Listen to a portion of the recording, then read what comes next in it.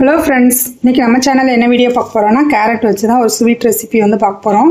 நான் 1/4 kilo carrot வந்து தோல் சீவி இந்த மாதிரி சீவி வச்சுருக்கேன். 1/4 கப்பு அளவுக்கு பாஸ்மதி ரைஸ் வந்து ஒரு மணி நேரமாக ஊற போட்டு வச்சுருக்கேன். இதை மிக்சியில் வந்து 1-2 அரைச்சி எடுத்துடலாம். ரொம்ப நைஸாக அரைக்காமல் 1-2 நம்ம அரைச்சி எடுத்துக்கலாம். இப்போ இந்த மாதிரி நல்லா ரவை மாதிரி அரைச்சி எடுத்தாச்சு. இப்போ எப்படி செய்கிறது வந்து பார்த்துடலாம். இப்போ வந்து பாத்திரம் வந்து ஹீட் ஆகிடுச்சு. இப்போ நான் 2 டேபிள் ஸ்பூன் அளவுக்கு நெய் வந்து சேர்த்துக்கிறேன். இந்த நெய் வந்து வீட்டிலே செஞ்சது தான். எப்படி செய்யுதுன்னு என்னுடைய சேனல்லே வீடியோ இருக்குது, அதையும் செக் பண்ணி பாருங்கள். இப்போ நெய் வந்து சூடாகிடுச்சு. நம்ம துருவி வச்சுருந்தா கேரட் சேர்த்துடலாம். வந்து 1/4 கிலோ கேரட் வந்து எடுத்துருக்கேன். இந்த கேரட் வந்து நெய்யிலே நல்லா வதங்கணும்.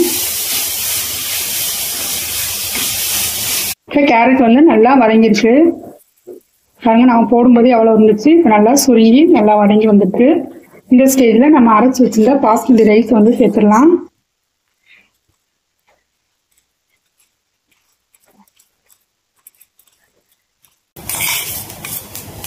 இதையும் நல்லா எண்ணெயிலே வந்து வதக்கிக்கலாம். இதையும் ஒரு 2 நிமிஷத்துக்கு இப்படியே வதக்கிடுவோம். பிடிக்கிற மாதிரி இருந்ததுன்னா அடுப்பை வந்து நல்லா கம்மி பண்ணி வச்சுக்கலாம். இது ஒரு 2 நிமிஷம் வந்து நெய்யிலே வதக்கி விட்டாச்சு. இப்போ வந்து பால் சேர்த்துடலாம். இது வந்து பால்லே தான் வேகணும். ஒரு 4 கப் அளவுக்கு சேர்த்துக்கலாம். இது காய்ச்சி வச்ச பால் தான். இந்த கேரட்டும் அரிசியும் நல்லா வெந்து வரணும். பால் தேவைப்பட்டுச்சுன்னா இன்னும் கூட கொஞ்சம் வேண்டாம் நம்ம சேர்த்துக்கலாம். இதில் நம்ம அரிசி சேர்த்ததுனால வெந்து வரும்போது கொஞ்சம் கட்டியாகும். அதனால நான் மிக்சியை கழுவிட்டு கொஞ்சோண்டு தண்ணி வந்து சேர்த்துக்கிறேன். இது நல்லா வெந்து வரட்டும். அது வரைக்கும் நம்ம வெயிட் பண்ணலாம். மூடி வைக்க வேணாம், அப்படியே சிம்மில் வச்சு ஒரு மீடியம் ஃப்ளேமில் வச்சு ஃபஸ்ட்டு கொதிக்கட்டும். அதுக்கப்புறம் கொஞ்சம் சிம் பண்ணி நல்லா வேக வச்சு எடுத்துக்கலாம். இப்போ நல்லா கொதிக்க ஆரம்பிச்சிருச்சு பாருங்கள். இந்த ஸ்டேஜில் நல்லா அடுப்பை சிம் பண்ணி வச்சுட்டு ஒரு 10 மினிட்ஸ்க்கு அப்படியே வந்து விட்டுறலாம்.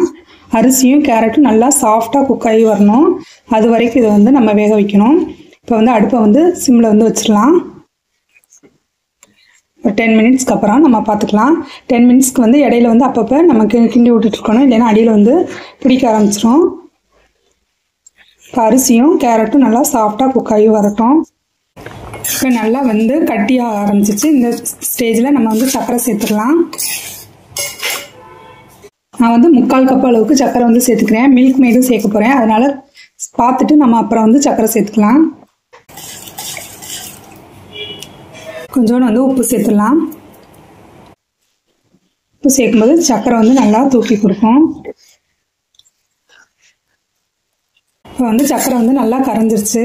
இப்போ வந்து மில்க் மேடு வந்து லாஸ்ட்டில் சேர்த்துடலாம். நான் வந்து 1/2 கப் அளவுக்கு மில்க் மேடு எடுத்து வச்சுக்கேன், அதை சேர்த்துக்கிறேன். மில்க் மேடு சேர்த்து நல்லா மிக்ஸ் பண்ணி விட்டுறலாம். வேணால் நம்ம சர்க்கரையை செக் பண்ணி பார்த்துட்டு சர்க்கரை வேணால் சர்க்கரை வந்து சேர்த்துக்கலாம். சூடாக இருக்கும்போது கொஞ்சம் தண்ணியாக இருக்கிற மாதிரி இருக்குது. ஆறிடுச்சுன்னா நல்லா கெட்டியாயிரும். நம்மக்கிட்ட என்ன நட்ஸ் இருக்குதோ அதை நெய்யில் வந்து வறுத்து போட்டோம்னா நம்மளுடைய கேரட் கீர் வந்து தயாராகிரும். இப்போ இது ஒரு கொதி வரட்டும்.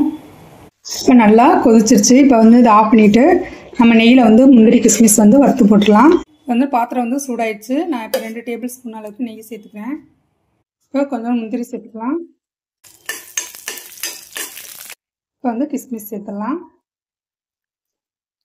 கிஸ்மிஸ் நல்லா உப்பி வரணும்.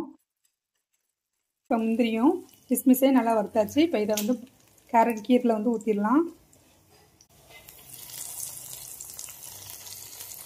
நமக்கு சூப்பரான கேரட் கீர் வந்து தயாராகிடுச்சு. நீங்களும் உங்கள் வீட்டில் ட்ரை பண்ணி பாருங்கள். ரொம்ப ஈஸியாக செஞ்சிடலாம்.